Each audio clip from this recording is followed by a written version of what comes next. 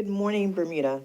Today we join the global community in recognizing World Homeless Day, first marked on October 10th, 2010.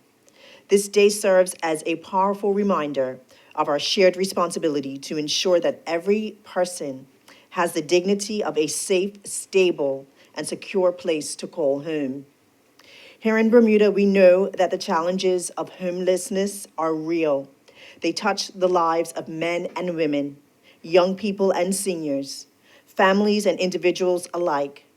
Homelessness can stem from job losses, illness, domestic violence, financial hardship, or sudden crisis that upend lives. The government recognizes that lasting solutions require more than just housing. They demand collaboration, compassion, and a steadfast commitment to sustainable, long-term change. Within a strong collaborative framework, one that brings together the government, community service providers, and the wider community, we have identified key action areas that shape Bermuda's plan to end homelessness. These recommendations form the foundation of our collective response and guide our next steps forward. They are as follows. One, a rapid end to rough sleeping and other forms of high-risk homelessness. Two, a systemic approach to homelessness data and intervention monitoring. Three, sufficient, accessible, social, and affordable housing and welfare entitlements. Four, citizen-centric coordinated service delivery. Five, public policy reform and statutory rights and protection changes. Six, public perception and awareness. And seven, other holistic and system-wide reforms. Together, these actions provide a clear and united roadmap, one built on partnership and compassion and the shared belief that every person deserves a place to call home. In March of 2025, the ministry partnered with the charitable organization Home to support the Rental Support Services pilot program. Backed by a government grant of $148,000, this initiative fills an urgent gap by providing immediate rental support, covering the first month's rent or the deposit needed to secure accommodation. This government grant established what is known as the Hardship Fund, which is being utilized to expand access to essential social services. A multidisciplinary committee comprising of representatives from several nonprofit agencies review and determine eligibility for assistance. As of June of 2025, 29 individuals have been referred for support. Of these, 52% required rental assistance, 14% for medical needs, 17% for groceries, and 13% for utilities. Thus far, the program has financed $32,527 to support individuals and families in crisis. Importantly, all payments are made directly to landlords or vendors on behalf of applicants to ensure accountability and transparency. We also recognize the mounting pressures that contribute to homelessness. According to data from the Judicial Department between January 2022 and December of 2024, there were 117 unique eviction cases, with rental arrears cited as the primary cause in 71 of those cases. To strengthen our data-driven response, the ministry has advanced the establishment of the Informed Case Management System to track homelessness across Bermuda. A total of 25 user licenses at a cost of $7,944.28 have been purchased for use by the government ministries, departments, and key third sector partners. Staff from the Department of Financial Assistance, the Department of Child and Family Services, the Salvation Army, the Center Against Abuse, and Transitional Community Services have completed training and are now ready to begin entering data. Building Bermuda's first reliable shared database of individuals experiencing homelessness. Further, the ministry has undertaken a housing initiative, Astor House, specifically designed to assist inmates transitioning from the Department of Corrections or those on community supervisory orders who have complex needs. To this end, a grant of $317,275 was awarded to whom to support the renovation of Astor House, a 9-bed boarding facility that will provide accommodation and intensive support services for at least 6 months. The anticipated launch is scheduled for November 2025. In parallel, the ministry initiated a property survey project focusing on derelict residential and commercial properties registered with the Department of Land Valuation. The goal is to create a comprehensive database of these properties and identify their legal owners. Students, in collaboration with the Department of Planning and Home, conducted field surveys using a condition rating system to assess the external state of each property. This initiative, undertaken jointly by the Ministry of Youth, Social Development and Seniors, the Ministry of Housing and Municipalities, and the Department of Planning, will provide valuable data to inform government policy decisions aimed at addressing Bermuda's social housing challenges. Behind every statistic is a story. Every statistic reflects a real person, a person who needed just 1 month's rent to regain stability, a mother working diligently to secure a brighter future for her children, an individual leaving incarceration, re-entering society with no home to return to, but now provided with opportunities for rehabilitation through access to shelter and support services. World Homeless Day reminds us that homelessness is not inevitable. It is preventable, and together we can end it. Today, I call on every member of our community, businesses, schools, service clubs, faith groups, and individuals to be part of the solution, whether through volunteering, advocacy, employment opportunities, or simply extending compassion. We all have a role to play. Let us use this day to reaffirm our collective commitment that in Bermuda, it is our hope that no one will be left without a safe, stable, and dignified place to call home. Thank you. Thank you, Minister Furbert. We'll take questions from the media now.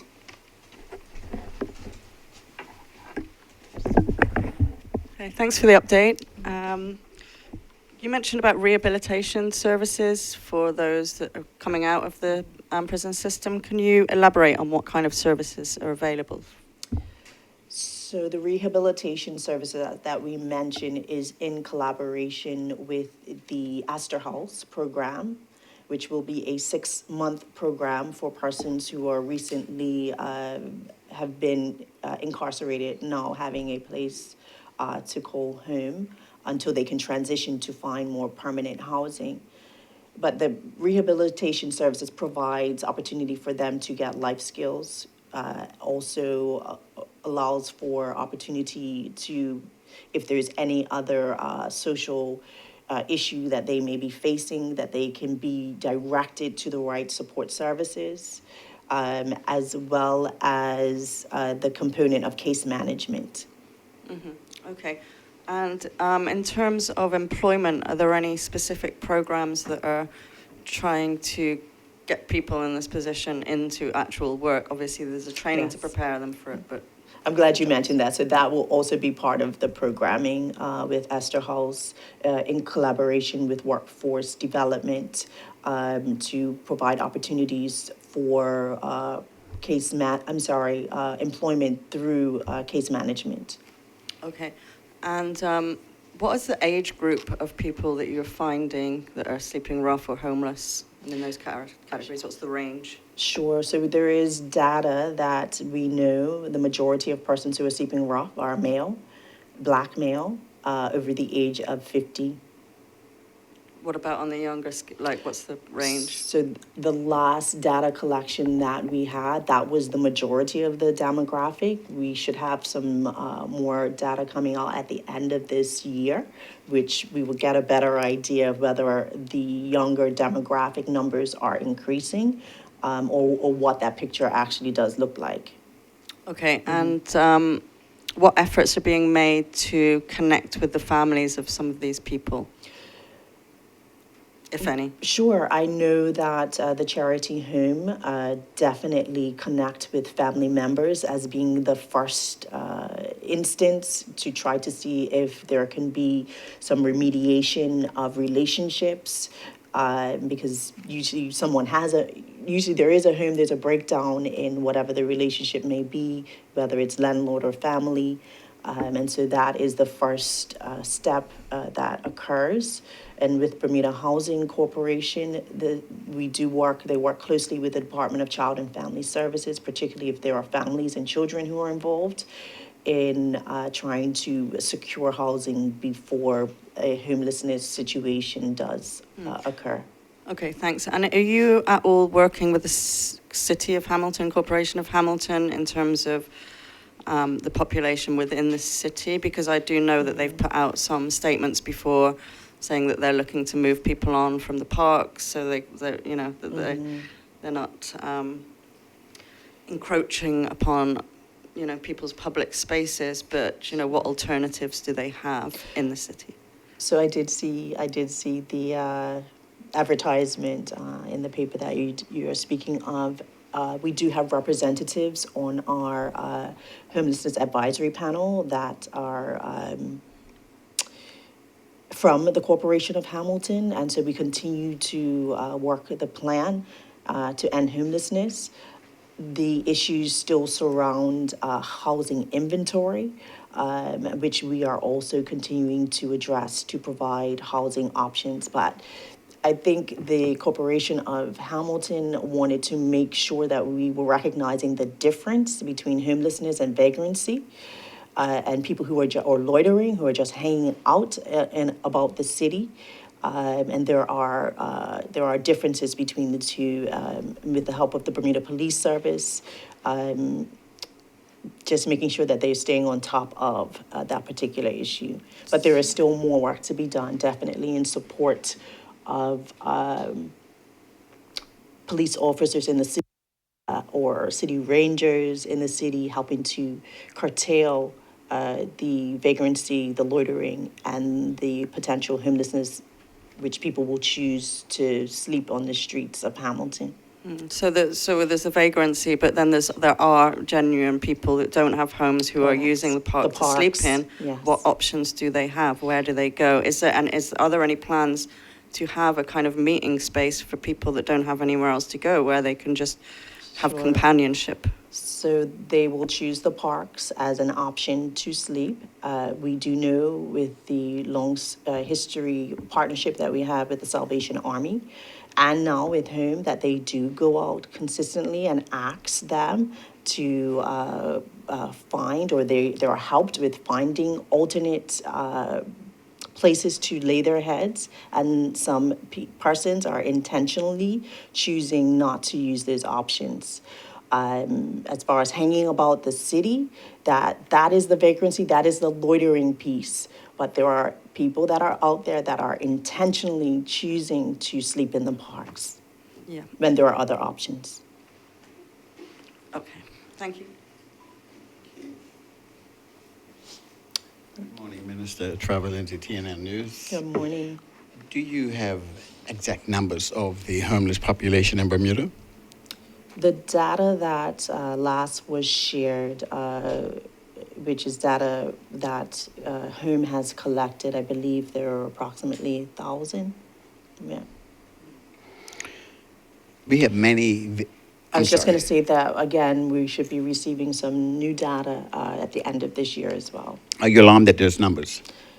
Yes, I am alarmed at those numbers. I also just wanted to share on the waiting list of Bermuda Housing Corporation, there are approximately, I think, between because the number changes often, but it's an approximation between 200 and 300 persons 300. who are on that waiting list.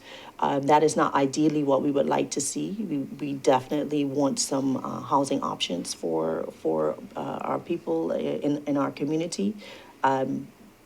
But I think what we have done is, particularly looking at the ethos and the different characteristics or circumstances of homelessness versus just studying the rough sleepers, we can definitely note that that number has increased because we're not just now counting rough sleepers. We have many vacant buildings, i.e., school buildings that are, for one reason or another, not being utilized. Is there any intention for the government to renovate any of this old school building for almost like a homeless center to assist? So there are a number of projects that we are currently as places to be able to provide more housing inventory in Bermuda, and they are around the island. But schools, vacant schools that, well, the schools that are vacant now are already staked for purpose. But the Minister of Housing and Municipalities is working on a plan to provide more housing inventory in Bermuda. You said these buildings are used for purpose. What purpose would they be used for? So it's been public that Prospect Primary is going to be an alternative school for children. I don't want to go along all of the schools, but most of them are already staked for purpose, the vacant ones that are there now. We're coming into the cooler months. Autumn is just starting, winter's coming. Yes. And it's very rough out there for the 5 months of our winter season. Are you not concerned of the numbers that are people that are homeless that will be sleeping in cars because parks are not going to be, i.e., a suitable place? How concerned are you? Oh, we're definitely concerned. And like I said, Home does its due diligence where they do outreach and they go out and they ask people to come in for shelter, as well as the Salvation Army who does that. So there are options still within Salvation Army that people can come out of the cold and out of the parks or out of tent or car situations, but then that is also a personal choice as well. There are some people who will choose to stay in their cars and who will choose to stay in a tent. We Don't wanna can abide only by encourage rules. them to go to an alternate shelter, and that also is a choice. Thank you, Minister. You're welcome. Those alternative shelters would be just.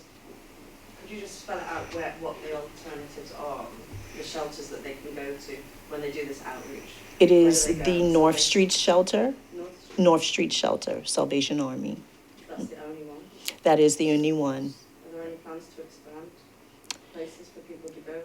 Our plan is to provide housing inventory. And Bermuda Housing Corporation also has an emergency housing option as well when they are available. All right. Thank you, Minister. Any last words you'd like to say, Minister, on this World Homeless Day? Absolutely. I do want to say that this is a community approach. It should definitely be a community approach. In landlords recognizing the need for housing for people in Bermuda, in persons being compassionate and asking people, how can I help, versus just talking about this particular issue, how can we help? And the government is committed. We've spoken today about many initiatives that we have supported, particularly the rental assistance program, where we know through the statistics that we've collected that as far as evictions are concerned, the number one reason for evictions is rental arrears. And so we've now, as a government, provided support for a community where people can now go to home and ask for assistance if they find themselves in a particular tight or difficult circumstance. People have to also be proactive and not wait until they are in a crisis situation as well. Thank you, members of the media. Thank you, Minister. Thank you, members of the media. That concludes our press conference.